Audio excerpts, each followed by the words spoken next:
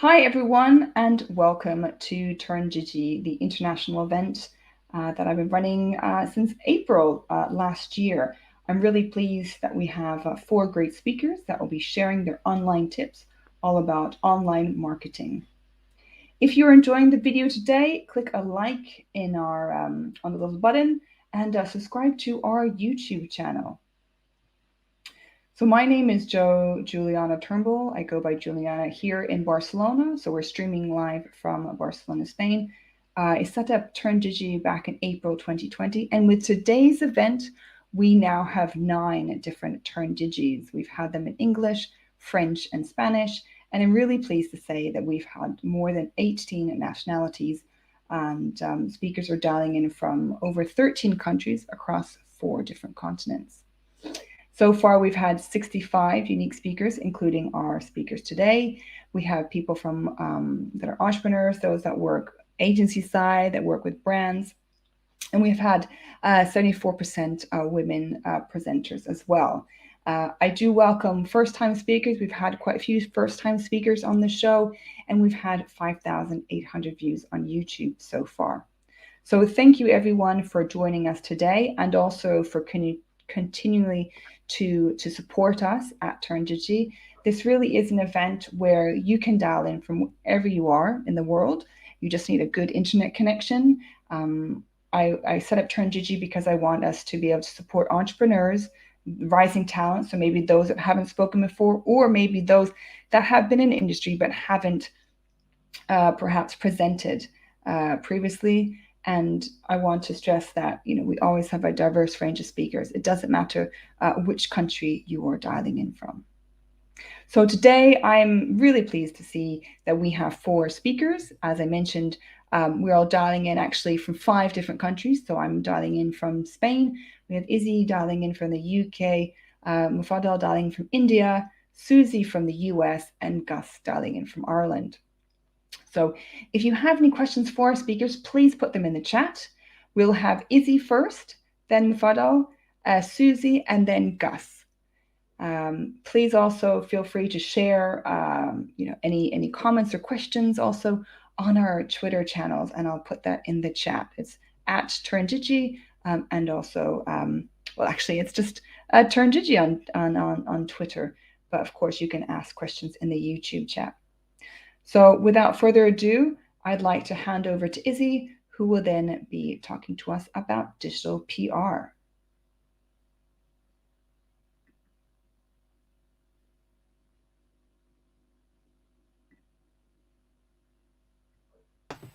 Again, unmuted. Hi, everyone. My name is Izzy, and I'm going to be talking to you today. So firstly, a little bit about me. I'm a mom of a 2-year-old Casper, most important bit. I am an MD and head of search in Creators Media, which I co-founded with my partner back in 2018. I'm a fitness, Zumba, and gym instructor and a personal trainer in training for quite a while, but I'm hoping to finish it soon. I'm a marketing and psychology graduate, want to be a psychology PhD at some point, and I'm a self-confessed martial arts and chocolate addict. So yeah, that's me in a nutshell. And I will be talking to you today about linking, digital PR and link building to create a perfect approach to off-page SEO.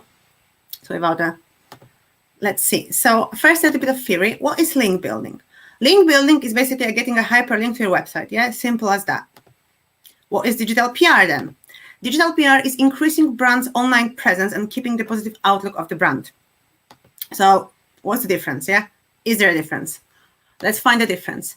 So digital PR specialist and link building specialist is often not the same person. I say often because sometimes, obviously, there might be the same person. But what's important is to understand and remember that when we train digital PR specialists and when we train link building specialists, they sometimes focus on different things. And it's important, if we want to do both, to train your PR specialists in links and to make them understand why it's important from a SEO perspective, so we don't have any little or bigger problems and mistakes. There might be a different goal. So we've got online presence for digital PR, and we've got a backlink for link building. And basically, I'm talking about it because online presence doesn't always mean link, and I'm going to explain why it's not that bad. Obviously, I'm not going to say don't build links, but it's just appreciate the online presence itself. So digital PR campaign will focus on increasing brand awareness, while link building campaign usually focuses on SEO benefits. So we want a follow backlink when we build links. Yeah, usually that's what link builders want. Where digital PR specialists will focus on awareness or getting in front of audience, and not always will actually, I don't want to say remember, but not always will focus that much on the links. Like if we're out there, that's good for them. The main goal of link building campaign is increasing ranking, whereas the main digital PR campaign will focus on increasing brand awareness. When it comes to link building, we usually work in one industry. So usually we tend to focus on, if we like in manufacturing, we will focus on manufacturing blogs and publications, whereas PR campaigns tend to go wider and bigger, which is also good because we have to remember relevancy is a key and it's super important, but we have to remember and understand that relevancy can come in different shapes or forms as well. So like, for example, I'm an SEO specialist, and to my website, business publications will be relevant, and probably working from home productivity will be relevant, and that kind of stuff as well. So we don't have to stick to just one industry. Digital PR might require more investment at the start. I'm going to show you some examples later on that will, I think, explain this a little bit more. So I've got that quote from Search Engine Journal from James Borkbank. Understanding the wider benefits of that digital PR can bring help us to give easy answer to questions from your client or your boss surrounding no-follow links or unlinked brand mentions. So this is what I said at the beginning, that sometimes I'm not saying don't build links, but sometimes we have to appreciate and be happy. We should be happy about the PR mentions and no-follow links. It obviously try to make them follow links, but if they're not, we still should be happy about it, and I'm going to explain you why. So why digital PR? Yeah, we all know why we build links, yeah, to increase our, or if we don't know, to increase our ranking and to help with SEO activities, yeah. So link or no link with digital PR, we are getting in front of an audience, and this is like super important. This is very important from the brand awareness perspective and trustworthiness perspective. We are just getting out there, and people know about us, and they hopefully be happy to read our stories. We can get in front of a new audience. So as I said, with link building, obviously we build links from new websites, but because we tend to, I'm saying tend to because I'm aware not everyone does that this way, but we tend to stick to more like a narrow niche industry to make it like super relevant, which being super relevant is good, but as I said, relevancy can come in different shapes or forms. So we can get in front of new audiences if we do both, if we build links and also focus on digital PR activities.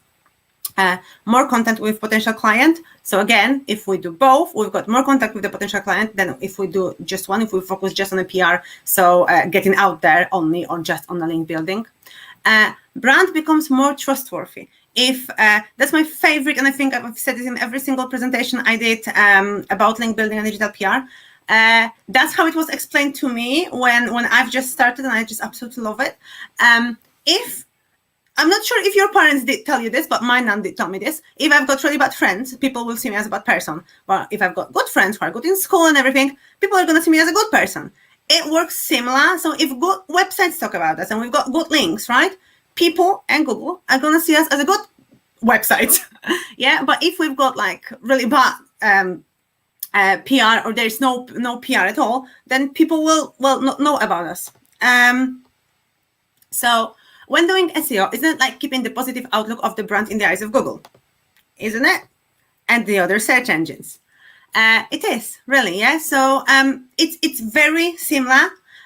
Now, okay, it all sounds great. Yeah, we should do both, but how do we do it? Yeah, this is the main question, isn't it? So my first example are industry awards. This is something I did with the company I used to work for years ago. We worked with a manufacturing client, and we ran this industry awards for them, manufacturing industry awards. We had judges. It wasn't a huge budget, by the way, but we contacted some other manufacturers. We picked judges. We bought a nice trophies, and we just made them to vote for the best. And we managed to get 121 backlinks from 18 domains to this campaign. Again, small budget, not huge budgets, not huge team. Industry events, pretty much like this one. These are the examples of me and my colleague Philip speaking on various industry events. And believe me, or don't believe me, but I promise you this is true. When I've actually, all the examples that are here from our website, from Creators Media, or mentions of Creators Media, I didn't think links. I didn't even think PR that much. I just thought, maybe I did think PR a little bit, because I thought I'll get out there, I'll share my knowledge, I will get known for what I do. I will, people will know that I'm a specialist in what I do. And then after, I promise you, this is how it happened. After some time, I felt like I might have some links, and I started checking, and I actually did have some links. So honestly, digital PR also helps you with that. If you do it together, if you think from both perspectives, I think it's gonna work the best for your brand and a company. So we've got my colleague Philip speaking at the last Brighton SEO. We both did. Myself at the 2020 Brighton SEO. I did a workshop on technical SEO audit for a lovely community woman in Tech SEO. And this is the presentation I did for a Polish conference, actually, online also. We've got a few more, but interviews. Another one is interviews. Again, this one I actually wanted, like I've applied to do with Women in Tech SEO, because again, it's a lovely community and I just wanted to be featured out there. This one, it is in Polish, but this actually, these people approached me to do an interview for the piece of 100 women working in SEO for International Women's Day. So again, I didn't think links. I just thought, oh, this is so nice. I want to do it. I want to be included. And then bang on, we've got another link, another mention. So PR and links, helping others. Honestly, simple as that. Yeah, just helping people. The first example is from my dear friend Amanda, who I actually met again from Women in Tech SEO. I've been a mentor in a mentorship program for Women in Tech SEO, and Amanda was my mentee. And she, after the mentorship finished, she's written this amazing piece about how great it was and how much she liked it, and linked to us as well. I didn't even know. And the next one, this is the little bit from a website, Elisa Thomas author. So I did work with Lisa before.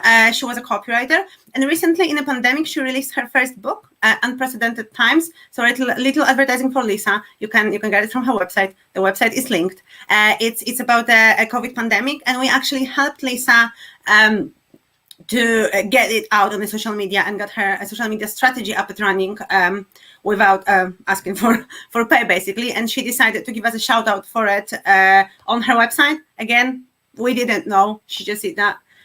Get your voice out, just like that, on the conferences. On the example is from me writing my article for Sidebulb on auditing as well. Again, I did a workshop for them, and I did an article, and I got my author profile. So just get out there, even if it's going to be no link, even if it's going to be no follow link, you will get out there. You will get your clients to do it as well, because I appreciate that in our industry, if anyone from SEO is watching me, I appreciate that in our industry it's easier, I think, because we know how it works, and we kind of we're the specialists, so we can like ourselves go and try to do these things. But get your clients to do it. They're the specialists in their field. Yeah, or get your boss to do it if you're in-house. Just get them to go out there and get them seen, and the links will come, and then the positive PR will build. And just simple as that. Just make sure you train, again, that if you've got link building specialists, give them the proper training in the digital PR, or the opposite as well, just to make sure we don't have, because sometimes it is possible that we'll have a website, yes, that is good from PR perspective, because maybe they've got all their traffic from social media, but it's like really bad from SEO perspective. It does happen. So obviously random things like that will happen, but we don't want to like drive it and make it more, yeah? Influencer events. So this one is, I actually didn't do this one. This is the PR campaign by a company called Bluebella, but I wanted to show this, and I'm showing this off on a various events as well, because it's like, it's thinking outside the box. It's very brave, and you're going to see how much coverage they got from these campaigns. So what they did, they're a lingerie brand, yeah, owned by a lovely Emily Bendel. And what they did, they actually created a catwalk on Oxford Circus, and they did it not with models. They actually invited the ladies that following the brand on Instagram. So the ladies that follow Bluebella brand on Instagram wore the lingerie they sell and just walked as models on Oxford Circus. And this is the coverage they got. So we've got Daily Mail, we've got The Sun, we've got Yahoo. It's like, it's been everywhere, honestly. And then they did another one. They did a catwalk at the Tottenham Court Road tube station. And again, amazing coverage. We've got the Mirror, again, the Daily Mail. They really doing amazing PR campaigns, basically. So this is another one, Be Strong, Be Beautiful. It started with athletes, Paralympics from the, if I can remember correctly. Then it went on rolling with Olympic swimmers, and then just the ladies that are following the brand, again, just to encourage the ladies to be strong and show off and be happy about how they look. And again, amazing coverage on the press and everywhere. This is it from me. I've run through it quite fast. Hopefully I didn't override my time, but I hope you liked it. I hope you enjoyed it. If you just remember that if you connect these two, it will honestly bring you a more awareness and a more benefit than if you do just one. So if you do it like correctly, like in the examples, I'm sure it will bring you a lot of benefit. So if you've got any questions, this is my Twitter handle. I will hang around later on for the Q&A, but this is my Twitter handle. If you decide to reach out, ask me anything, or comment or feedback, please do. And thank you. And thank you, Joe, for having me. Thank you very much, Izzy. You have given us a lot of tips for us to take away. We have one question from Zabiha. In your view, has the importance of digital PR increased during the pandemic, or are brands reducing their budgets in this area? Brands definitely have been reducing budgets in different areas, especially at the beginning of the pandemic. So I think we've been all a bit scared, and we didn't know a lot scared, and we didn't know what's going to happen. And brands been just reducing the budgets like overall. But I think it increased to the point that we couldn't, maybe it will be switching back now, but to the point that if we think about it, we couldn't do pretty much anything else. So I know we're in the era of digital, but before we could still do, so I remember Blunt been doing like pop-up shows and things like that. Whereas in the pandemic, we could just do online. Everything we could do was online. So I would actually say it increased rather than decreased. Brands might have been reducing the budget at the beginning, but I think they started to learn that this is all that they can do now to actually keep going and keep paying their employees. So yeah, I hope that answers the question. Thank you, Izzy. Yeah, I have a question as well for you.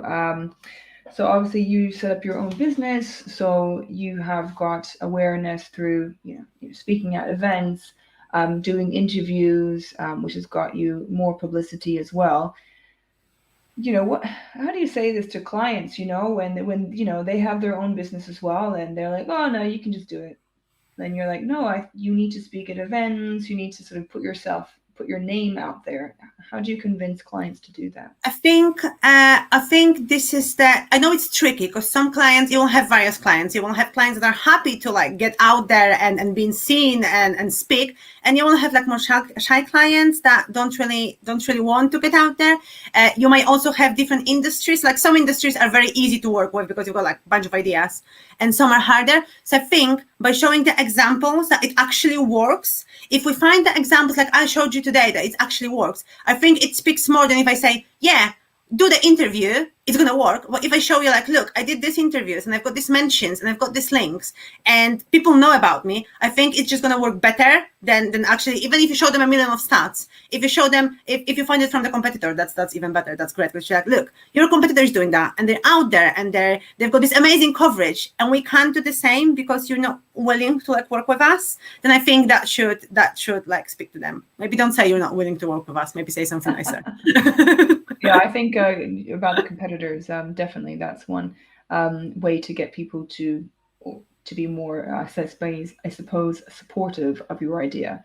We have another question. Do you feel the same kind of stories are being told by different brands, especially when it comes to authored articles? If I'm understanding this question correctly, that means that we're not having really a lot of fresh ideas. It's just similar things are happening. I think yes, and I think it's because obviously we've got so many brands and so much competition going on, and obviously everyone is doing competitive research to see what works. And it's just sometimes it might be hard to come up with new fresh ideas. But I think I've got a tip for that as well. Include other team members, because I know, like, let's say in agencies, usually we have an ideation session and we've got digital PR people, maybe SEO people.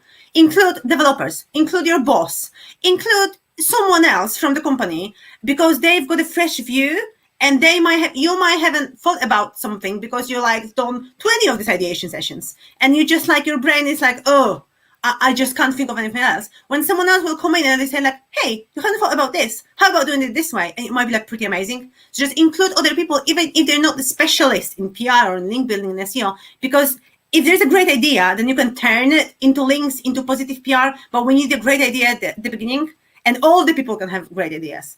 Even like people not working for the brand, not working for the business. If they can, I don't know, if your client can ask their sister or brother, like, what would you do? Then it's also fine, because they have a fresh view for that. And then I think that's a way to actually go forward and have these different stories told by different brands. Great. Yeah. So basically, have brainstorm ideas, and then you can always get a lot more ideas for these. And brainstorm these ideas with other people. Like, as I said, developers are great examples, because they're usually not included because they're like, okay, they're tech guys, so we're not including them in a creative process. Well, we actually should, because they've got a fresh eye. And if we can't think about anything, maybe they can. Yes, good ideas. Susie and Mufaddal, do you have any questions that you have for Izzy? No, I don't have any questions. No, great job, Izzy. I totally agree with a lot of what you said. I think it is getting more and more important since the pandemic has started, with everything being so digital. So great job. Thank you. Well, thank you very much, Izzy, for your contribution, and I'll send out an email after the show with a link to everyone's presentation. So without further ado, I would also like to introduce our second speaker, who'll be talking about how to get tech SEO implemented fast. I know this is something that we all would like to be able to do, because we know obviously there are some great results that we can get. So without further ado, I'm going to pass over to you, Mufaddal, and take it away. Thank you very much. Thank you so much for organizing Turn Digi, and hello everyone. Thanks for joining us today. So I'm going to talk about how to get your tech SEO changes implemented in the most fastest and organized way.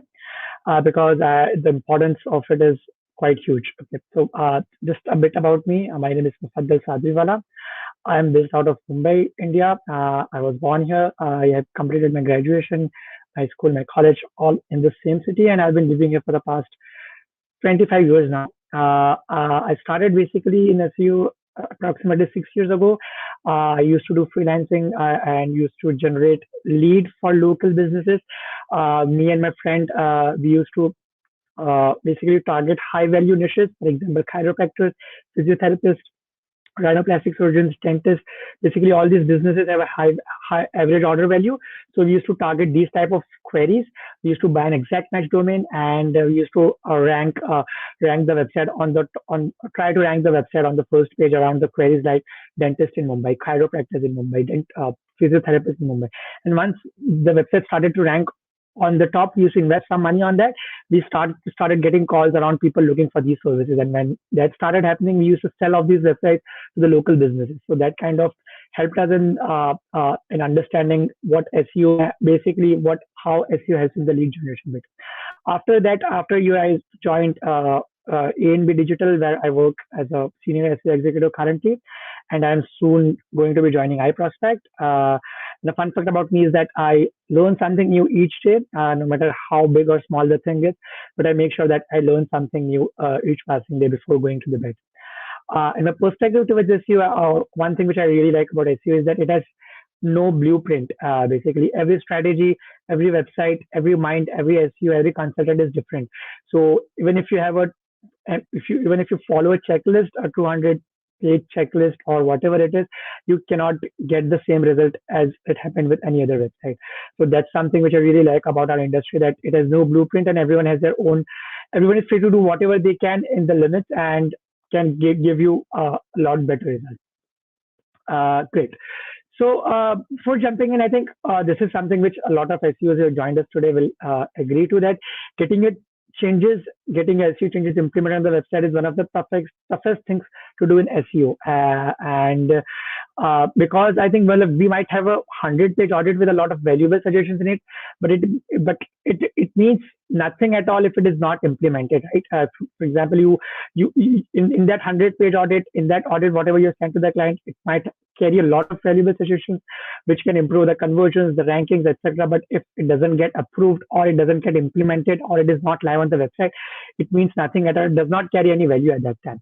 And obviously, our SEO success depends on both of these things: the audit, which we as SEOs do, we find the issues on the website, and the execution on how we make sure to get it implemented. So as an SEO, it's our job to do the audit, obviously, but also make sure that whatever issues we are finding, whatever issues we want, or whatever suggestions we want to be made live on the website, it is done and dusted by the developer. It is approved from the client side, so that we can see the changes live on the website. We can track the rankings, we can track the changes, and see if it is giving the desired results which we wanted. And like I said, that 50% of audit is done by us, and for the rest 50% of execution, we need a developer to make the changes. And no offense to any developers joined this call, but working with developers isn't easy. As an SEO, even I've experienced this initially, that working with developers, and there are a couple of reasons for that, basically. So that's why I'm here to talk about like how we were able to scale our clients' organic traffic by 400% in a single year. And for that, we created a very rigid process on working with the tech team and the technology team, basically, and also created a very rigid process on getting things approved very easily, because the things which we were suggesting were kind of were a big deal for them as well to make those changes live on the website. But the way we did it, the suggestions which we added, the way we backed it up with data, I think that kind of helped us in getting the desired results for them. And this is what the traffic graph looks like. Basically, this is what the clients on which we worked on. This is what the traffic looks like. Like there's a year-on-year increase of 400% for them. And in one of their seasonal months, I remember we generated approximately 1 million clicks to their website. So coming back to the topic, how did we do this? Basically, how did we achieve this? How should we start working with a developer? How should we efficiently work with a team of developers? Before jumping into this, there are a couple of things which we need to understand on why it is tough to work with a developer. And there are a lot of reasons behind that. And these are the hard reality which we as SEOs need to understand, accept, and work upon it. The first thing is that they are not here to just implement SEO tasks, right? Like we just don't have single thing to work on. Similarly, they don't have just the SEO team who is giving them changes. They have their own sets of problem, front end, back end, server related issues, etc. And their priorities are always different. They might have something urgent came up from the top level guys, from the marketing team, from the social team. So they just don't have the changes from our end to be worked on. Also, they have a different perspective towards code and SEO, right? They do not look at website from the same perspective as we look at it. Like we as SEO look at websites from a landing page perspective. Okay, this is the website, and this is how users are going to land on this website organically from this keyword, and this is how the journey is going to be till the checkout process. But they look at website from a bit different perspective, where they look at it from a code perspective. This is what the code is, this is what this page is about. So they have a different perspective towards SEO and market and code as well. And also they have a limited understanding of marketing and users as well. Like a couple of times we suggest something keeping users in mind, but they might have a different perspective towards that as well. And the last thing is that this is something which is coming from my experience as well.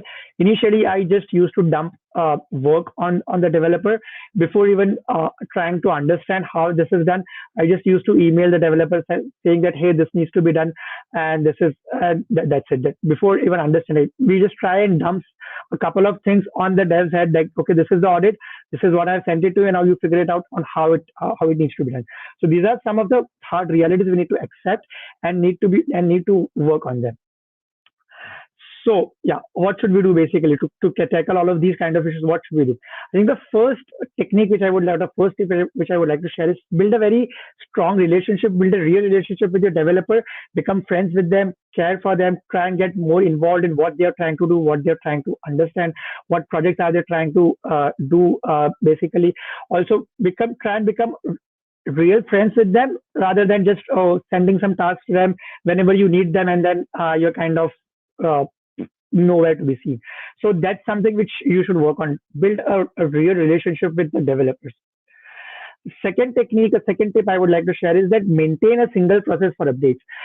This is something which initially I remember when I started into SEO, I was so excited about making changes on the website that I used to just bombard my developer with a lot of changes on the email, on Slack, on chat, or sometimes even on WhatsApp. I used to send him changes and ask him to make those live at that moment itself. This is a very wrong way of working with someone, because that way, whenever they have time to make these changes, they will just not have the idea on which channel to look at and where are all the changes which they have to make basically added on. So that's the reason we should maintain a single process for updates. We use a sheet method. Basically, we maintain a single sheet where we add it in the format which I read it over here.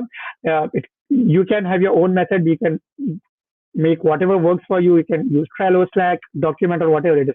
But just ask them whatever works best for them, and accordingly use that process so that it is easier for everyone.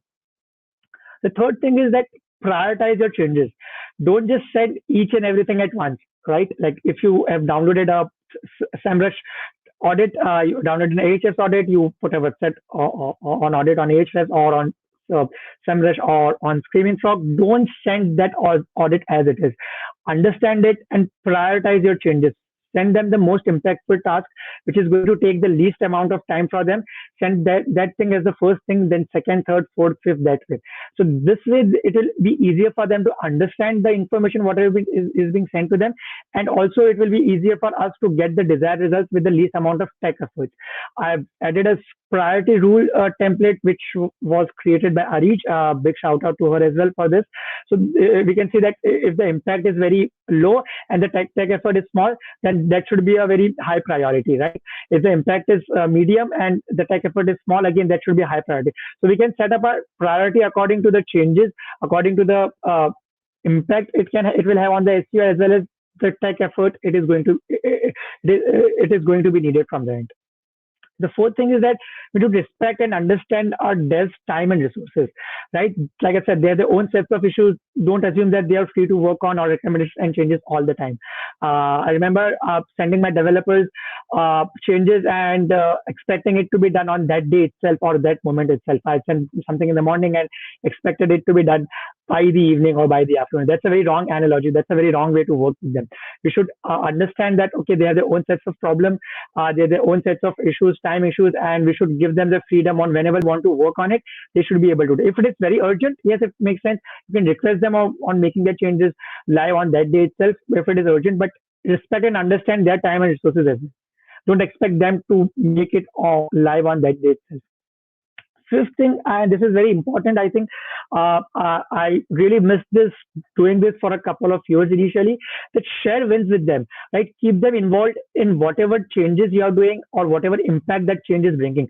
For example, if you were working on a category optimizer in the previous week and that category started ranking on the first page, share those wins with them. Whenever you're sending in a weekly update or a monthly update, make sure that you involve your developer, you mark your developer in the email so that they're involved in the process and they understand what impact the changes which they are making is bringing to the table, to the client, to the rankings, to the revenue, or to the traffic, all of these things. So that kind of builds their confidence, and they understand that the value of work they are doing. We can share first page rankings. We can share, for example, if you're working on a structured data and that SERP rich results started to show up in the SERP, we can share that with them as well. We can share page experience report with them as well if they've been making a lot of changes on the load time front as well. So sharing all of these things with them helps us in building a stronger relationship, and also helps us in getting them more involved in the SEO SEO game basically. The sixth thing is that before sending any task, we need to understand how it is done, and to understand what the complexity of it is basically.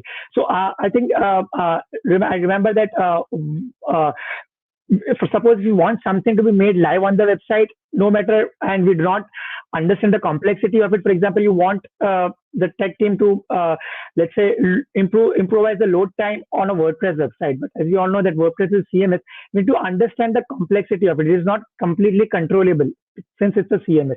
So we need to understand that and accordingly ask them about the changes or send them the suggestions to that. If we just try and dump things on them and not understand their perspective, that is also going to not work in the betterment for the client basically. Seventh thing is that basically we should educate them about Tech SEO. We should keep them involved about whatever changes are happening in the industry. For example, Google's emphasis on core web vitals, Google's emphasis on page experience. Like, why is Google emphasizing so much on having a better page experience or having a very improved load time? So we need to keep them involved in these things as well.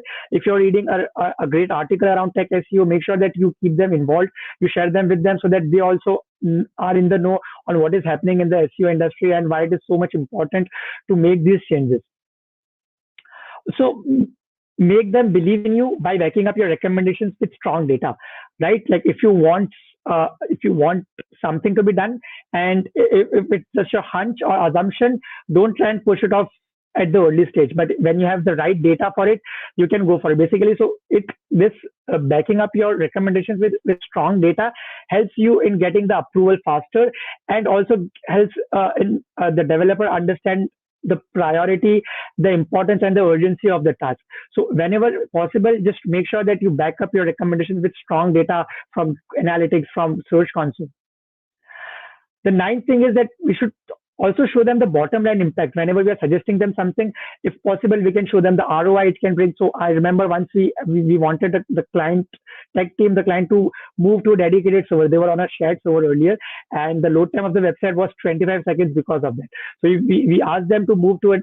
We basically convinced them to move to a dedicated server, and for that we showed them we created a math around that, and how much impact an increase in or an improvement in load time can have on the website.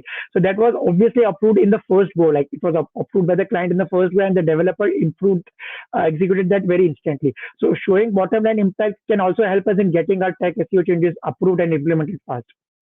And the last thing is that spoon feed them. Yes, not every time, but initially you might have to spoon feed them to build the trust. I think with agency side developers, this is something initially you might have to do, but in case of client side developers, you might have to do it very frequently. The reason I say this is because it's your job, right? Like I said, if you really have a great suggestion which is not getting approved and implemented, you might have to spoon feed them. You might have to tell them, this is where I want the change to be made. This is how I've mapped the URLs for, let's say, redirection. So giving them going above and beyond with your understanding or with your tasks, I think that kind of helps them as well in understanding what needs to be done on the website, and they understand and they will appreciate our efforts around that as well. I just have something which we should completely not do. Like I said, never impose any tasks on them. For example, if you're working on improving load time of the website in a given month, you do the research from your end first. Like, for example, use multiple tools and audit the root problem for yourself, like PageSpeed Insights, GT Metrics, Analytics. Take data from all of these tools, figure out 1 or 2 quick wins. Like whenever you're sending that email to them, don't just mention that, okay, we need to work on improving the load time this month, and these are the tools which I've used, and that's it. Just try and do research at your end. What is causing that? Basic research I'm talking about. What is causing the website to load so slow? How can we compress the images? Can we compress the JavaScript? Obviously, the execution will be done from their end, but make sure that we do research, some basic research. So this gives them this tells them that also we are also trying to help them in making the process faster, in helping them in trying to find things for them. So never just impose tasks on them. Make sure that you also understand, share some basic suggestions, some basic level suggestions with them as well, so that they have some base to start on, and then they can execute it easily. A lot of rants about SEO. I just have the last slide on what devs should do basically. So I request all the developers to listen and understand to what SEOs are suggesting. Also be open to learning SEO. It will change your perspective. It will give you a lot more understanding about how SEO works, and that way. Also think outside the box. Apart from design and code, think from a marketing and users perspective. It will help a lot in making the changes on the website. And the last bit is, please give importance to SEOs. I know, like I said, you have 10 other things to do as well, but please also give importance, the same level of importance to SEOs as well, because we are also kind of try to optimize the website for the betterment of the overall users. And yeah, that's it from my end. Thank you. If you have any questions, please feel free to add it to the comments. Thank you very much for sharing all of that with us today. Just adding back Izzy to the screen. So very interesting and really nice succinct points about how you can actually get your tech SEO implemented fast. So I have a question, because you showed us a massive increase in traffic for one of your clients that you were working on. How long did it actually take to get those 9 points implemented? Or maybe you started with, I don't know, 3 or 4. And out of that, perhaps maybe let's say, rephrase that. What was the biggest impact out of those 9 points that you had to get that tech SEO implemented? And yes, a big shout out to our reach and also the Women in Tech SEO community, because you used one of those recommendations from them. Right. Okay, so I think the most important thing was, like I said, that initially when we were working with them, we never imposed anything on them. We said, okay, this is what you need to do. We told them clearly that, okay, we are going to be involved in the process. We are going to help you out whenever it is needed. So I remember they had a failed domain migration basically. So they had changed their domain from A to B, and that was a complete failure because they did not redirect the URLs from a page to page perspective. So we actually sat with that. We downloaded that dump, and we mapped all the URLs one by one from old to the new website. So that kind of gave them a lot more confidence that, okay, these are the right person with whom we are working on. And the second, I think, best thing which we did was to create a process for changes, because that maintaining a single sheet with them kind of gave us as well a lot more understanding on what is done and what is not done. It was easy to track for us as well. So that these two things kind of helped us in basically bringing that. Apart from that, a lot of other things as well we did, but yeah, these were the two biggest things I think that kind of changed our relationship with the developer. Great, thank you. So I would say, maybe to summarize, relationships, mutual respect from each other. We have one question saying that we've historically worked with developers for non-SEO purposes. We're having difficulty finding devs who know how to solve tech SEO issues and have the availability to do the work. How do you find your devs or developers? Okay, I think the way I think developers are, if I make this sentence correct, like there are no SEO devs. There are devs and there are SEO, and these two are different personalities. SEO will obviously talk about marketing, users, organic traffic, etc., and devs are always going to be talking about code, design level change, things, HTML, CSS, JavaScript, all of these things. So we cannot make them understand SEO from the first day itself. Even if you find a great developer, a good developer, you need to first start with some basic stuff, start with some basic SEO changes, start with some basic website changes, and over the time we need to train them and help them understand. Like I said, that it is not just, you might not find a ready developer or a ready dev who has all the knowledge of SEO. So we'll have to build it over the time with them. It is not just going to come out of the box that okay, this is a ready developer which we have. Like I said, that these two are different personalities. Great, thank you very much. So, we've learned a lot from yourselves about the 9 different ways to implement Tech SEO and get the implemented quickly. Just your point about developers, yes, sometimes there's not always a developer that has worked in SEO and vice versa. And I would say that same applies also to SEO. Sometimes with SEO, sorry, the window, people assume with SEO you've worked also in PPC and analytics. So I think it's more of an understanding what are their strengths and weaknesses for each job Right. role. So thank you very much Correct. for talking. Sorry, excuse the noise behind. And your slides will be available. We'll send a follow-up email. But Uh, how can people get hold of you? I'll share the link. I'll probably upload it on SlideShare or on LinkedIn, and I'll share that with you. Great, thank you. And how people can get hold of you by Twitter because you're starting a new job soon. Yeah, you can follow me on Twitter or on LinkedIn. I'm more active on LinkedIn, so people can follow me over there. You can search Mufaddal Sadriwala, and I might pop up there because I have a unique name. So yeah. Okay, well, you try in the chat, and I'll share it unless you can share it here. And thank you very much for being on the show to us today, and everyone for joining us. I'd like to pass over now to Susie, who'll be talking to us about a particular element of pay-per-click, Google Ads. Thank you very much, Susie, for joining us on Turn Digi. And I also just want to say also a big thank you to the communities that are in here because we've all been working online for quite a few years now. Sorry, quite a few months now. It sounds a bit like years sometimes. And I've met Susie via the Women in Tech SEO community and also Izzy as well, and Gus indirectly as well through that. So thanks very much to these online communities such as Women Tech SEO set up by Reach. So without further ado, I'm going to pass over to you, Susie. Thank you. Thank you. Thank you, Juliana, for an amazing event as always. Shout out to the last two speakers. Great job, you guys. Super excited to be here. So we're switching gears a little bit from SEO to PPC here.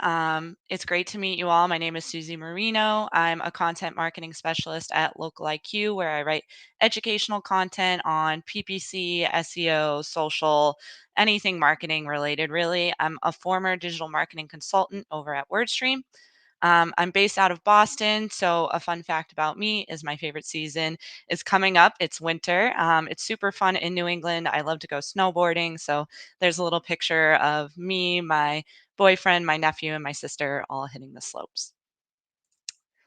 So today we're going to talk about the sunset of the modified broad match keyword in search campaigns and how you can continue to run successful Google search campaigns without that match type because it was very popular. So what we're going to be talking about today is we're first just going to quickly review what those changes were this year. And then we're also going to take a look at a new strategy that I tried that you guys could also try as well. And then a couple other tips and tricks to succeed here. And then you'll see over on the right, a little preview of the old match types. RIP makes me nostalgic just looking at it, but a little preview for you guys of what's to come. So let's just quickly go through a brief history of the modified broad match. So I think this is a really helpful visual. What's funny to me is I can't believe that AdWords came out over 20 years ago, and modified broad actually has been around for over 10 years. So the sunset of it this year was definitely major news. It was a very popular match type among advertisers. And another thing that I wanted to highlight here is something that I think was definitely a game changer was the close variant rule coming out in 2014, which allowed for much more fluidity amongst match types and meant that Google was starting to look through searches that were contextually similar to your keywords. So if I ran a keyword that said CNA classes or CNA courses, those would really become close variants of one another. So the ongoing changes with match types after this kind of makes sense because there's so much more fluidity. So of course, this year, modified broad began to sunset, and actually just this past summer, the new matching behavior is fully rolled out, which leaves us to pick up the pieces today. So what exactly changed? So just a little preview here of what changed from Google. Essentially, modified broad went away and was replaced by phrase match. And phrase essentially works as the new modified broad. It has much more flexibility to match up to more, not quite as much as the modified broad match as we see in that bottom comparison there. But we know now for advertisers going forward, the only 3 match types they'll be able to use on keywords in search campaigns is broad, phrase, and exact. So what I did was I tried a new strategy with one of my clients when this change first came out. She was heavily relying on modified broad, didn't want to try phrase or broad, was very hesitant with both, right? Because phrase historically is known to be slightly a little bit more restrictive, and broad has been known to be way too loose. And so we decided to try something new. So what we did is we set up a totally new duplicate of her campaign to have a fresh start for this test. And we first set all of her keywords to broad match. Definitely feels like a plunge going into that. But this is for the purpose of the experiment where we don't have modified broad to rely on anymore. So we're going to have to use broad. If we don't want the restriction of phrase. Of course, phrase does act as, a replacement of modified broad, but we thought this would be another way to kind of try it out because we hadn't seen much success with phrase. And then the next thing we did was we selected some audience targeting to layer onto that search campaign with those broad match keywords. So we picked about 3 in-market audiences to kind of cover our bases. And essentially what that does is it lets the broad match keywords kind of have that flex to match up to more, but still make sure that we're showing to the right people. So even if the searches aren't exactly what we want to get, we're still showing to the right person. And then we also watched her bids. We lowered them along the way to kind of as like a safety net, because when we're starting a new strategy, of course, if it doesn't work, you don't want to see a ton of money down the drain. So we ended up lowering our bids, especially with that broad match where you don't want to be spending on searches that aren't really exactly what you want. So we did that as well. And then, of course, we kept all the other settings the same to control the variables. So what happened? So we ended up seeing really great results in a small amount of time. So we saw an increase in conversions. It was a very small account. So going from really no conversions at all to a few conversions was a really great leap. We also got a lot more eyeballs on the ads. Impressions definitely went up by tenfold. And then, of course, clicks also tripled from about 12 to 37. So, again, small numbers here in the sample data. It's a small account, but even with that, we saw improvements, and her click through rate continued to stay above the industry average, even with the increase in impressions. So, overall, really great results for a small account with a new strategy like this. So here's some ways that you can implement this on your own account. So first, when you're picking your audience targeting for this type of strategy, you want to be a little selective. I would recommend doing detailed demographics, affinity, or in-market. Those are those Google templated audiences. There's a ton of folks in them. They're controlled by Google, so we don't have to worry about them. Of course, we have our limitations when it comes to audience targeting on search. So, remarketing wouldn't necessarily work. It could be too limiting. You kind of want a broader audience, right? Even though we're still using the broad match, you want to think, all right, what are the odds that somebody in my targeted location within my targeted audience is going to look up something that matches to my broad match keyword? It's actually a lot slimmer than you think, even though a lot of folks tend to think that broad match picks up so much junk and when it comes to search terms. And then the other thing that you might want to do is you might want to take a second look at your keywords if you're going to switch them to broad.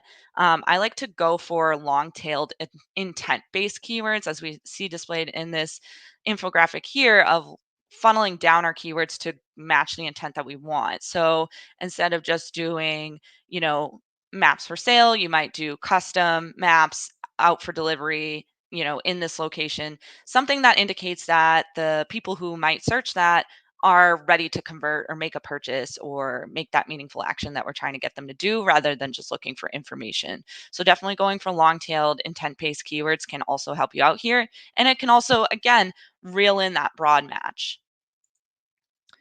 So again, just to recap, here's your steps to set this up. Of course, you want all your keywords to be on broad match. That goes back to my point of, what are the odds that somebody is going to look up this keyword in this audience, in this location, and whatever other targeting settings you have set up. You want to have it all on broad, or else it's not going to really work with phrase or exact, because they're a little bit more restrictive.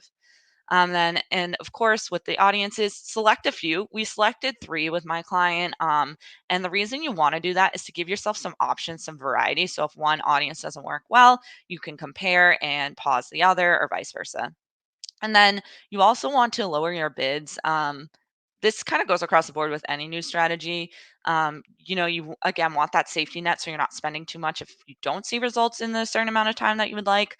And if you're not on manual, this client apparently, of course was, but a lot of us aren't. Most people are relying on automatic strategies. So what you can do is you can adjust your targets or your goals, right? So if I'm on target CPA, I might raise my target CPA so it bids less aggressively for me, or I might lower my target ROAS so it bids less aggressively for me, because it gauges how high or low it's going to bid based off that. And same goes for max conversion value. So there's a lot of ways that you can finesse your automatic strategies to follow suit. And if you're still absolutely, no way that that could work, you can lower your max CPC bid on the max clicks, or try slightly lowering your budget. I wouldn't go too aggressive with the budgets, of course, because then you might be like, well, it's not working because I lowered my budget. But that's another option too. And then lastly, of course, continue to optimize your keywords and audience as you do this. So like I said, we started to lower her bids. We started to play around with her audiences. We maybe tweaked her keywords and her the text of it, and making them more long-tailed. So you can definitely do that too. So other tips and tricks to try if this maybe doesn't sound like a good idea, for you, if you feel like this doesn't fit, maybe you're in a heavily restricted industry that can't do, certain audience targeting, or you just really don't like the idea of using broad match still. Again, we're kind of left to our own devices because it's one of our only 3 options. Some other options for you though is using phrase match. I've seen, since the change has fully rolled out, I've seen great results with phrase match across accounts. So that could definitely be an option. Essentially, it is our modified broad replacement. So if you really love modified broad and you're really just squeamish about switching to that broad match, go ahead and try the phrase, because I've seen pretty good results there. Also, great timing for this event, because search terms report just had an update last week. So you can definitely start leveraging the search terms report a little bit more. Google just released that it's improving it by sharing more than we previously could since the September 2020 change. There's a WordStream blog going out about this today that I wrote, but essentially, we're going to be able to see search terms that we showed for that have impressions, that are popular with impressions but don't have clicks. So this is just going to help you all that much more. If you decide to use this strategy, or you don't and you just end up switching your match types from the modified broad, start looking through this and start leveraging it to add more negatives. And of course, negative match types didn't change. So this is a great strategy. And then lastly, you want to look at other ways that you can restrict or modify your campaign. So if you're left to your own devices of just using broad match, and you don't want to use audience targeting, maybe the in-market or affinity audiences don't match with what you're looking for, try other restrictions or exclusions, like ad scheduling is great, location exclusions. There's a lot of other things that you can do to refine your campaign and reel things in if you still are shifty on trying a new strategy. Okay. And then just some final key takeaways here. These Google updates won't stop, right? They're going to keep coming. So we got to think about how we can take them in stride. The broad match and audiences strategy that I introduced to you guys today can work for accounts of any size. Again, I saw great results with a really small account, so imagine what it could do on a big account. And then regardless of what strategy you decide to do with these changes and these updates that Google have rolled out this year, remember to try and check your bids, check your bidding strategy, and check your budget to lower your risk when you're trying a new strategy. It's always good to try something new. Actually, it's funny, the account that we did this on had been running Google Ads since the very beginning, like for over 20 years, and rarely changed anything, very, very set in their ways. So, even if you feel like you're in that kind of boat where you know what works for you, things are going to have to change along with the Google updates like we did. And one way you can just feel a little bit more comfortable with that is lowering your bids or budget. And just remember, kind of a fun little last thing I'll say, there's always a workaround. Like I mentioned today with the broad match and audience targeting, which is a little bit of a funky strategy, there's always going to be something you can do when Google throws another update at us. So don't take it as, oh, what am I losing? What am I missing out on from this change? It's what can I do to make this work for me? Great. Thank you, everyone. Thank you very much, Susie. Thank you.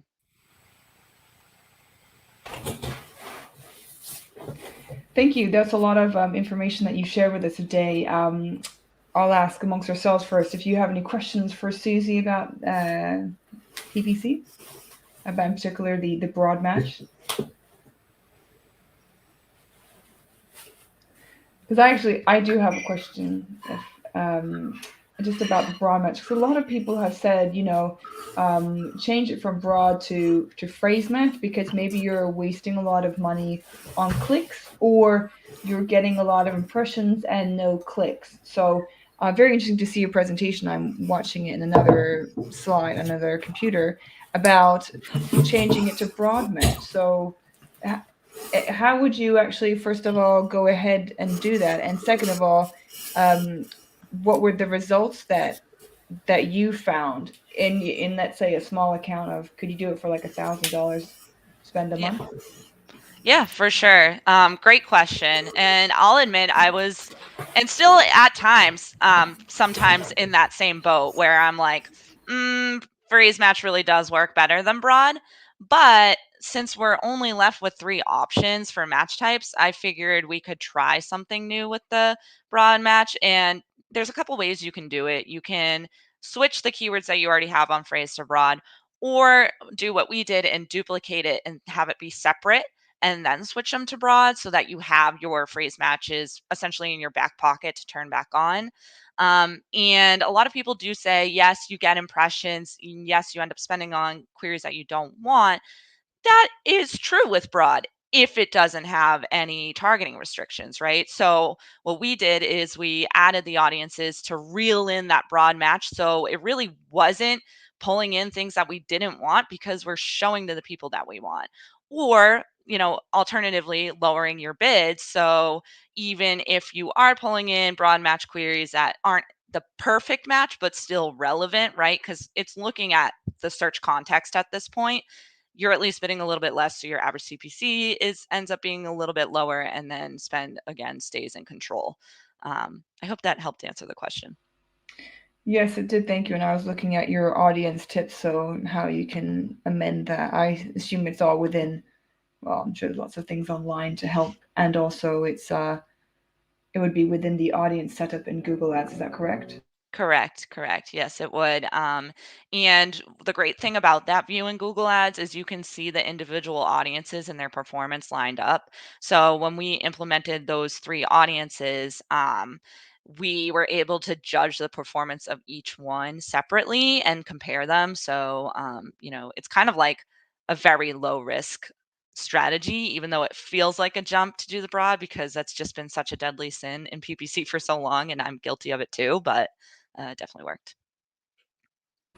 Okay, well, thank you. Well, Sabia says as well that she had similar experiences to you, in which she switched to broad match modifiers. She switched from broad match modifiers to broad audiences. So, and had, I assume, some good results. So, thank you very much, and we can find you at Susie. I have a query. Can I ask? Yeah. Okay. Nice talk, Susie. Okay, so it's not related to your talk basically, but it's something which I had a query around. So, for example, can we target two keywords type in a query, or while adding the keyword, can we let's say make buy? For example, if the keyword is buy shoes online, so can we make buy as the broad and shoes online as the exact match keyword? Can we try that? Yeah, great question. And great talk, by the way, before this, again. But great question. So you could. I wouldn't recommend it with this strategy. The reason why I liked to keep all the broad matches together, organized together with the audiences, is just for the sake of the experiment and keeping them together. But let's say, like, down the line, you don't want to layer on audience targeting. You can definitely play around with multiple match types. Most of my accounts that I still work with have, a mix of phrase, exact, and even some broads in their normal ad groups that Yeah. are for search, right? Because they don't have the audience targeting. And you Okay. could split that up, but it would definitely change your results. So, like, it really depends on the keyword, right? So if I have buy on broad, that can really match up to anything and everything that has to do with buy, even if it doesn't have to do with Right. shoes. So it really just Right. depends on how you lay out the keyword, but you can definitely mix Right. up match types. I just didn't really mention it because it didn't relate to the strategy, but that's a great point. Okay. Great point. Yeah. Thanks. Yeah. Yeah. We have just one last question also about the audiences. Obviously, changing the strategy actually, has it increased your CPCs? Yeah, great question. So that's why I had mentioned lowering the bids, because we did see, like, within the first day that CPCs did get a little higher because we left the bids as is, but her bids were very aggressive. So I would suggest lowering the bids for sure, because you can show for higher value broad match like queries that could cost you more. So just keeping an eye on that. We were able to level it out and we didn't see a huge increase in CPCs. In relation to audience, though, it could definitely affect your CPC as well. So that's why I would check, if you're worried about CPC, check it in two spots. Check it with the keywords, but then also check it with the audiences, because certain audiences might end up having a higher average CPC versus like certain keywords. So you could always pause that audience and work with the lower CPC one. Okay, great. Thank you very much. And we can contact you on Twitter and LinkedIn. Feel free to also put your details in the chat so everyone can see them afterwards. Of course. Thank you. Thank you very much, everyone, for joining us today. And we have Gus, who will be now sharing with us how to make the switch to the other side, from agency side to client side. So if I could just ask you, Gus, if you could please share your screen with us. It's in the bottom of the screen, and then I can bring your screen into view. Thank you. All right, cool. Let me know when you can see it, and if it's all good to go, we can start. Yep, that is all good to go. Thank you very much. So thank you, Gus, for joining us today. So he's made the switch, or you'll go into more details about going in-house after working the agency. So I'm very keen to see your insights and how basically we can prepare for this. And as I mentioned earlier, if you have any questions, please do drop them in the chat and we'll answer in the Q&A. Thank you. Over to you, Gus. All right, cool. Hi, everybody. My name is Gus, and today I'm going to talk about moving from agency to in-house in an SEO role. And I hope this is useful for you. You might be considering a change at the moment or maybe in the future. So I think those are things, I hope to share things that you can keep in mind and use as part of your process going from agency to in-house or the other way around. A little bit about me. I am from Brazil, but I'm based in Ireland. I lived in a lot of countries, and I actually never did SEO in Brazil, but I did SEO in quite a few other countries. And I want to talk about my experience moving from agency to in-house. I started my career in Argentina, actually. So I did 4 years of in-house SEO in Argentina and Holland. I was very interested in moving to an agency. At some point, I wanted to see different scenarios, fix different problems, different industries. And then I decided to move to Ireland as part of this process. And I worked in 2 agencies here for around 4 years. And agencies, it's very nice. It's a lot of fun. You learn a lot. But once the pandemic was, was hitting all of us, and it was getting very stressful, I started getting a lot of offers, as probably a lot of you guys were getting as well, more towards the end of last year. And I decided to make the move, and here we are back at the agency life. So back on the in-house life. So I've been working with teamwork for around 5 months now. First of all, I can't lie to you, agency is a lot of fun. There's always a party going on. You're always traveling to speak somewhere, or there's an award night, or there's always something happening. You're celebrating things all the time. You got a new client, you have a new colleague, someone's promoted. There's always something exciting happening at an agency, and you see all sorts of different scenarios happening all the time. Just a bit of my experience in Ireland. I would jump from a call with hotels in the morning to talk with a language school, and then a medical service company in another country. So, you're seeing different things all the time, and the challenges they have, the strategy you need to do with each one of them, it's quite different. Had clients in a lot of countries, not just Ireland. And in an agency, there's always a lot of opportunity to grow as well. So around 3 years that I was at my last agency, I moved from a SEO specialist to a client lead, or you could call account manager. And towards the end, I became a team lead. So there were always opportunities to grow and see that not just in terms of titles, but the things that you're doing as well. Agencies are stressful. It's difficult. My agenda would always be really busy. You come back from a call and you're visiting a client and you have to pitch to someone else. But on the other hand, that also really helps you to build your resilience and skills.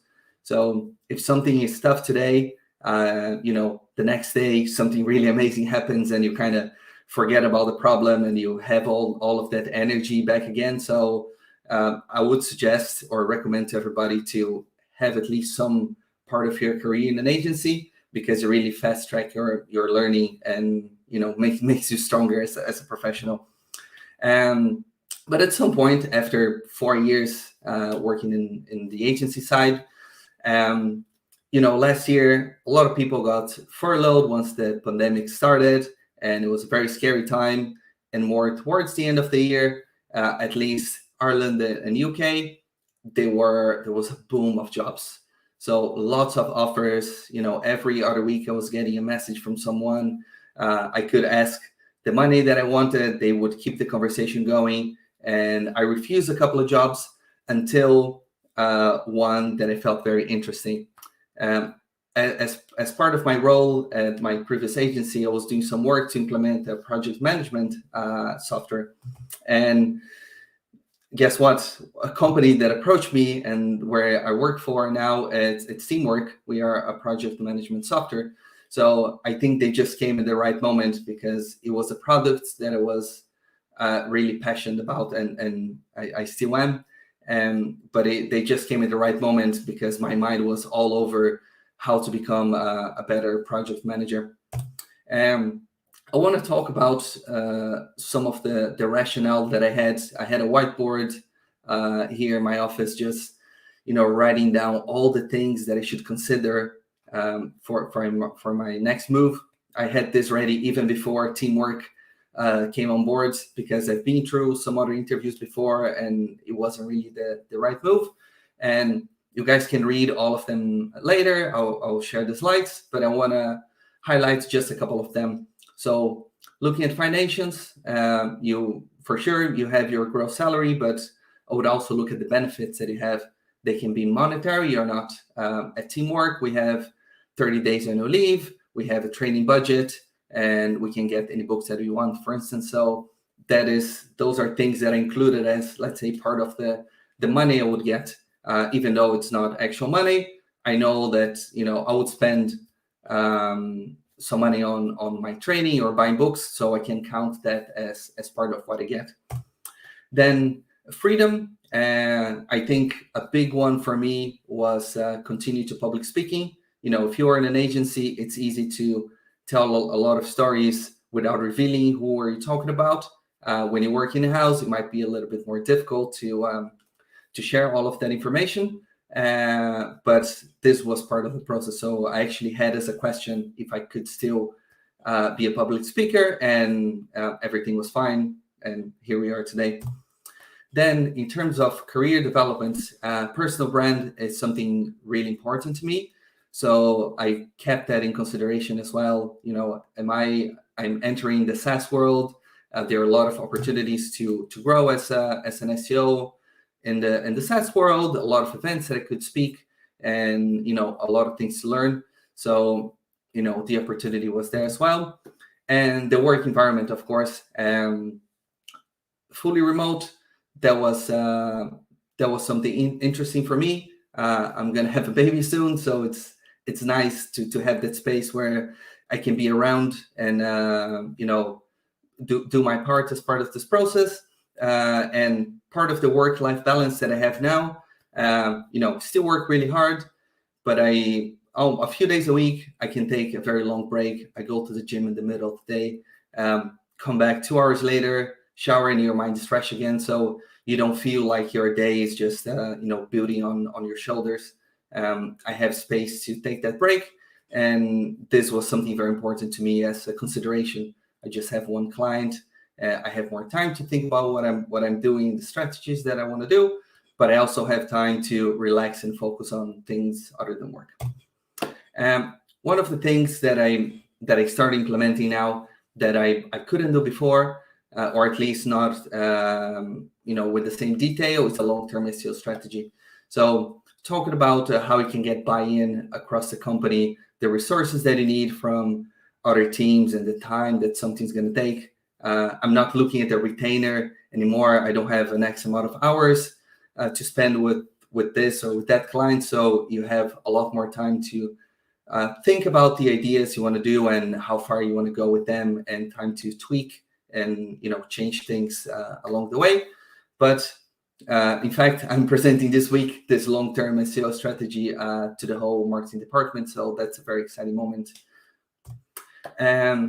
I have a few quotes from people that were people on Twitter were talking about red flags recently. So one that I got from Mary Emily: if you are looking to get into a new role, ask about how the growth is happening in the company. Are they looking for someone to fill that role just because people are leaving all the time, or is that team actually growing? Another one that I got from Arnold Hellemans was, can I influence the website roadmap directly? So which team you're going to be part of? Maybe marketing, IT, or I've heard of SEO teams being part of product as well. So this might be interesting for you as well, as part of this rationale, if you want to make that change or not. If you're going to be happy, if you'll be able to do everything that you want to do on your new role. I have a few more interview questions that I started this thread and I got a few more answers from other people. You can take a look at them later. They're all useful as part of this process to decide if I want to make a change or not. Something else that I got to implement at Teamwork, and this goes back to what Mufaddal was talking earlier about being friends with your developer. I actually have a weekly call which a person from each one of our departments, affiliate, content, and one of our devs as well.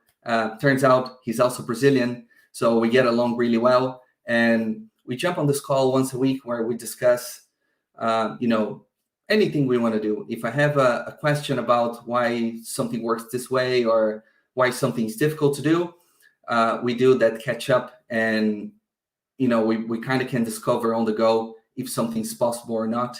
and which direction I want to take. So one thing that came out at one of these conversations is a semi-automated internal linking system. So we basically have at the bottom of articles a system that classifies the internal links. So I can easily make a change for 20 or 30 blog posts at once without being spammy, without repeating the links all over the place. But it's something that I didn't have a chance to do before working at an agency, but because the dev is not charging per hour and he has time and he wants to be part of this, we managed to do that in just a couple of weeks. Something else that we did on the same direction, just befriending a dev, was implementing dynamic structured data. So we did that on the blog and a few other pages. We don't use WordPress. We don't have a plugin that will do this for us. But I basically explained to him, I want to pull these elements from the page and I want to add this structured data piece. So could you make the H2 class, whatever, this element and this element, that element. So I just mapped what was on the HTML and for him to create the code. And turns out was something very simple to do as well. I thought it would be complex, or I thought there would be some pushback. It got done in a couple of days as well. The last thing I want to leave you guys with is at least this helped me quite a lot. As part of my interviews that I had last year with other companies and teamwork, I would come up with my own questions as well. This is just an example of things that were really important to me. One of them was annual leave. So teamwork offers up to 30 days annual leave, but I wanted to see if there was a catch in there. And those 30 days, they start in your second year in the company. So that was clear enough for me. So I wouldn't have to, once you're doing the interviewing process, everything is very exciting, but you don't want to find out later that you thought something and you didn't really ask the question. But I asked the question and the answer was what I was hoping for. So everything's great. Work remotely from other countries time to time. That is something really important to me as well. And it's something that we can do. If I move to another country, it's a different conversation. But if I want to go to Italy for 2 weeks, or if I want to go to Brazil to be with my family for a short time, that's totally possible. And as well, what are flexible working hours? That's one of those buzzwords that people are using in a lot of places. And so I question on that as well. As I mentioned before, I can take my 2-hour break in the middle of the day. So I do consider that to be really flexible. So if you're looking for a new job, agency or in-house, LinkedIn, obviously that's a place to look at. I would also look at remoters.net. Elisa does a great job putting a lot of marketing roles out there, not just SEO, and they're all remote.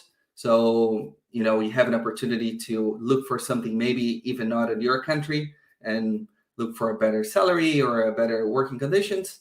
And of course, I couldn't miss the opportunity.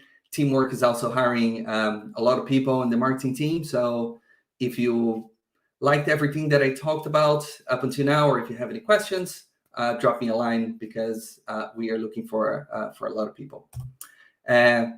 Those are all the roles that we are hiring for at the moment.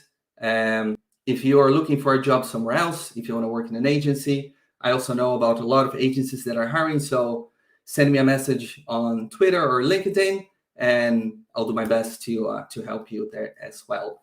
That's my Twitter, Pelogia. And if you want to check the slides later, it will be tomorrow on pelogia.it/Digi. So that's all for me. Thank you, everybody. Thank you very much. And yeah, you can. So you could keep that up if you wanted for a bit longer, so that people can contact you.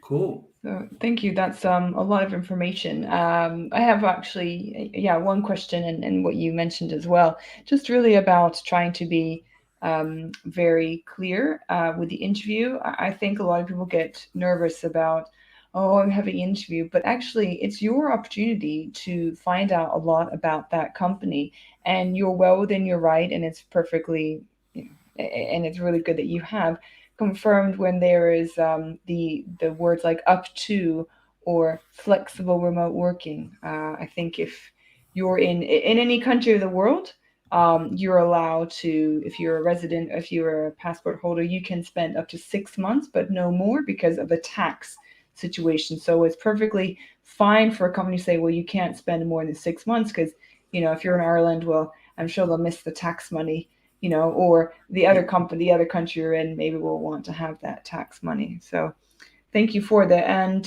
yes, and also for being quite honest about that your company is obviously recruiting. So it's good to share opportunities, and also just if you are sharing those opportunities as well, I know that we've had some discussions, me within the Women Tech SEO community. I was speaking to Areej and a few others, and just to be quite transparent and really, I guess what you're asking the candidates. I think there's a lot of, I'm not saying yours, but there are some companies that say what they like from a candidate, but then they fail to say what are the benefits. So I think that's really important. It's a two-way relationship.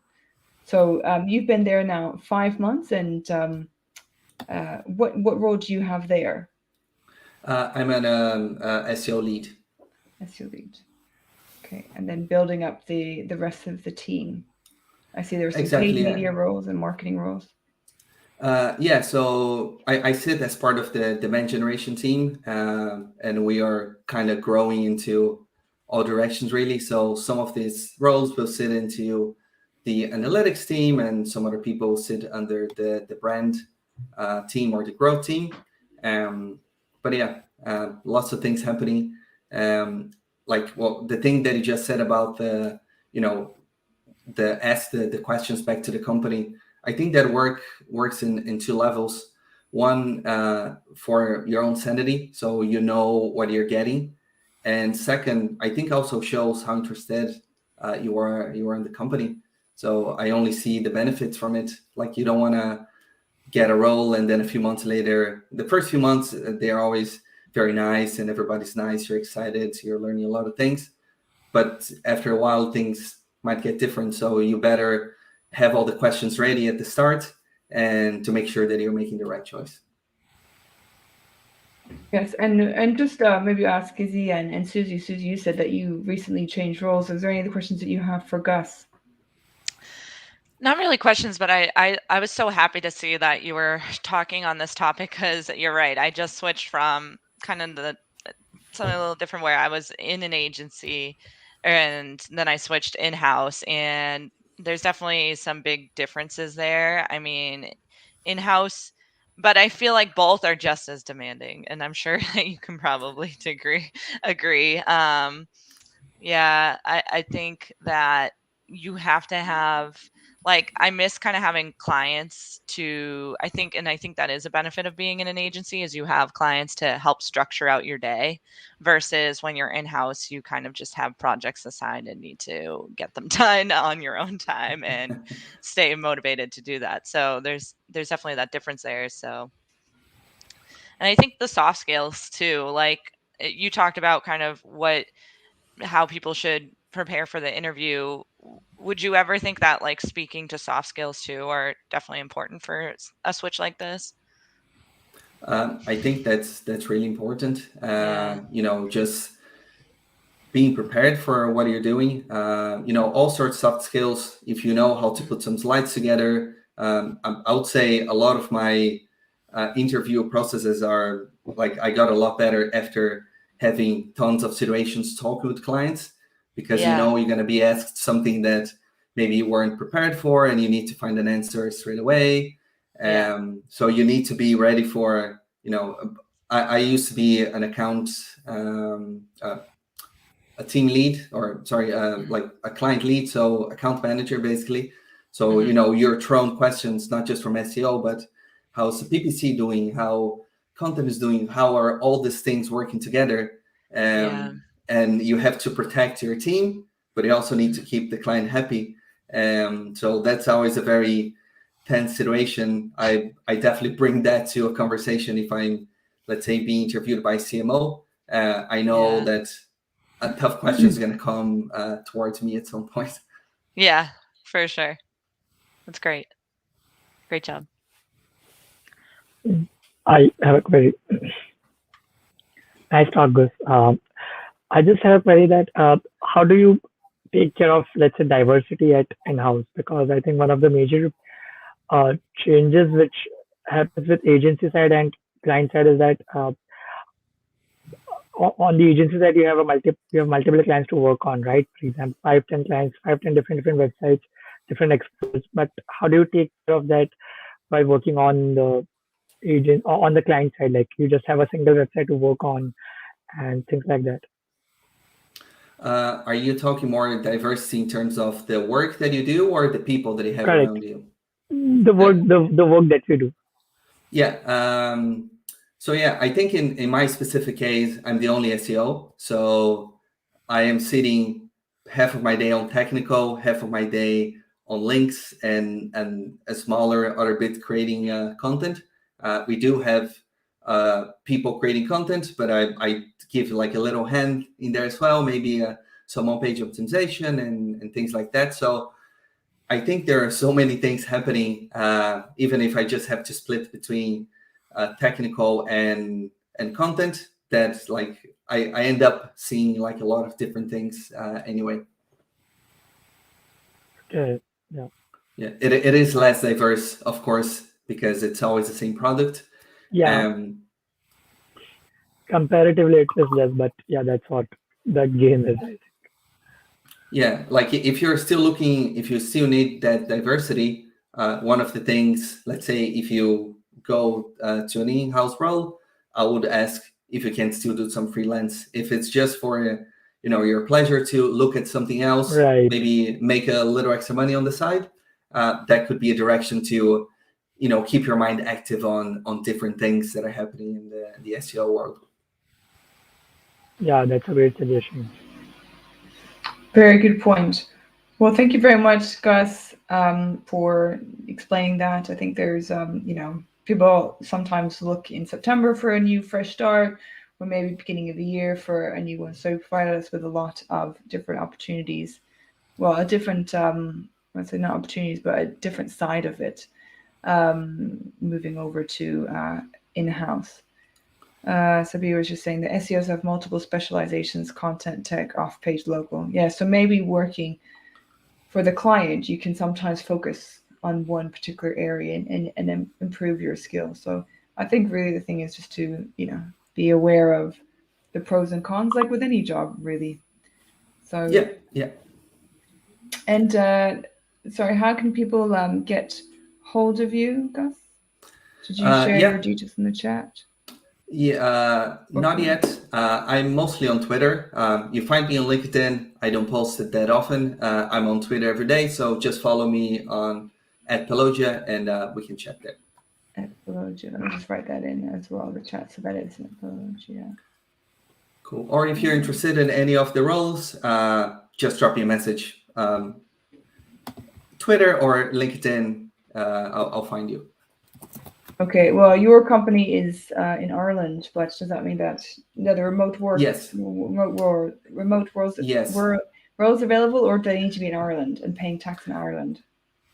So not to get overly promotional, but you can be anywhere in the world. So our marketing team is split mostly between US and Ireland.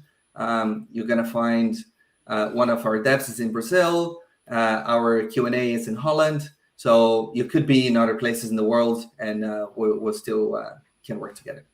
Okay, that's great. And I'm just saying this just because there's a lot of remote working now appearing, which is great. But there are many companies that say you need to be in a specific country. So that's why I was just clarifying. And because I think that's not our case. Yeah. Okay, yeah, because it's great to be able to work for many different countries, and I think it's more difficult to move. So, well, thank you. We'll look at that later, and anyone that's watching as well afterwards can follow everyone's details. So, thank you very much to Izzy, Susie, Mufaddal and Gus for joining us today. I will be sending out an email tomorrow with a link to everyone's slides. And thank you again also to our audience for always supporting Turn Digi. It's our 9th event. If you do want to be involved in our next ones coming up, please just message me. I'm Juliana Turnbull. You can find me at J Turnbull on LinkedIn. Just search there, or SEO Joe blogs. Thank you very much, everyone, and we'll see you all very soon. Thank you, everybody. Thank you. Thank you. Thank you. Bye-bye. Take care. Bye.